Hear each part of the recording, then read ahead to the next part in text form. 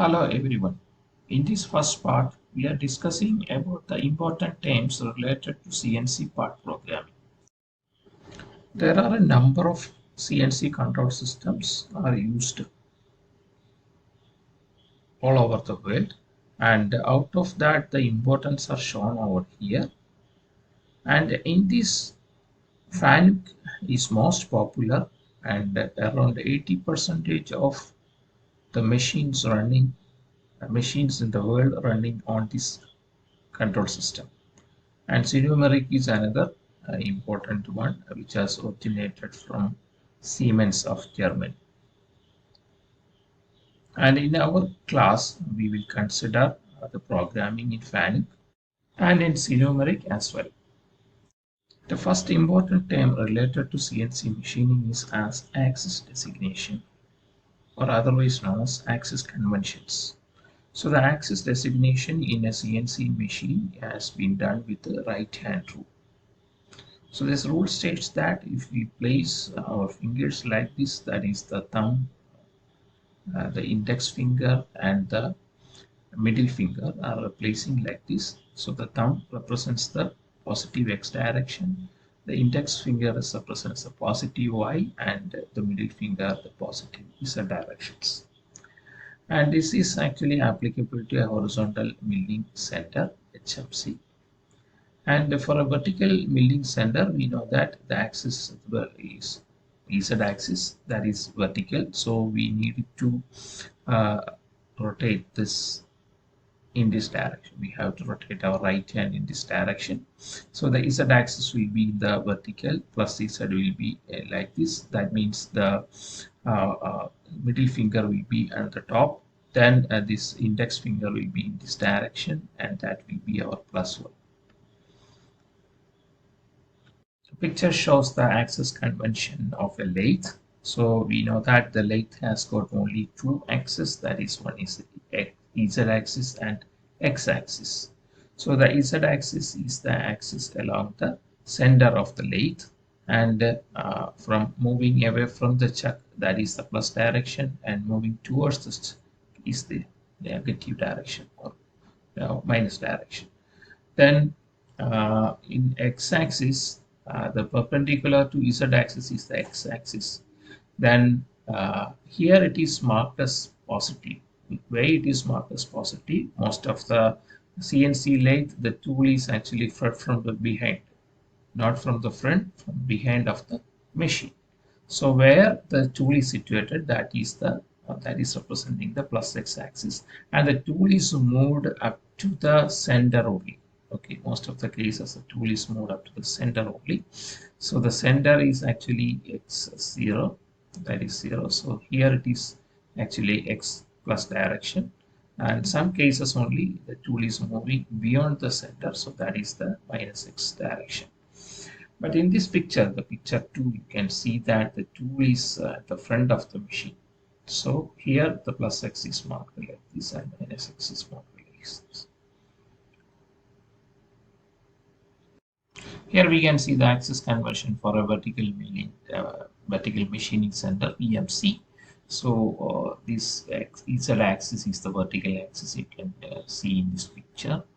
It is actually shown, and the sideways movement of the table, that is the x-axis, and the rightward movement is the plus x, and this leftward movement is the minus x, and perpendicular to that x-axis, that is the inward, that is to and fro movement of this table, or inward and outward movement of the table is the y-axis, and the inward movement is plus y and outward movement is minus y. Here it shows the axis convention for the horizontal milling or machining center. So, horizontal machining center. So here the axis parallel to the spindle is z-axis, and here just like in the right hand thumb rule, the vertical axis is the y-axis, and the horizontal axis perpendicular to the y is the x-axis. The other important terms is included as machine zero. So machine zero is defined as the point at the origin of the machine's coordinate measuring system. All axis movements and other dimensions are measured from this point. That is one. Another one is machine reference point. So machine reference point refers to the initial point of return of for the purpose of measuring and feedback systems. So these are actually two different things. The next picture it will show what is reference point and machine zero point. Then work zero point is the origin for the measuring of dimensions of workpiece. The programmer is free to select anywhere in the drawing. Okay, we can choose the machine work zero point at any corner of the workpiece. That is the freedom of the operator. But the machine zero and machine reference points are defined by the manufacturer. Here it shows the symbols used to represent the machine zero point, then work part 0 point, reference point, then tool reference point is there, tool setup point is there, tool shank point is there, and tool change point is there. Out of this one, the machine 0 point is important, work part 0 point is important, reference point is somewhat important, then tool change point is also important. Now we will see how these reference points and 0 points are connected with the machines. First, we will consider a lathe condition, case of a lathe. So this letter M is showing the machine 0 point of a lathe. So machine 0 point of the lathe is situated somewhere at the end of the spindle. Okay, after that it is the chuck is fixed. So this one is actually fixed by the manufacturer. Then this one is the work 0 point. In most of the programs, at the end of the center point of the face, the end face, we are choosing as the work 0 point. Then N is the tool point, that is tool mounting reference point, because otherwise we can tell that this is the what is the tool change point of a lathe. The picture shows the 0 and reference points for a milling machine. So this one is marked as R is the reference point.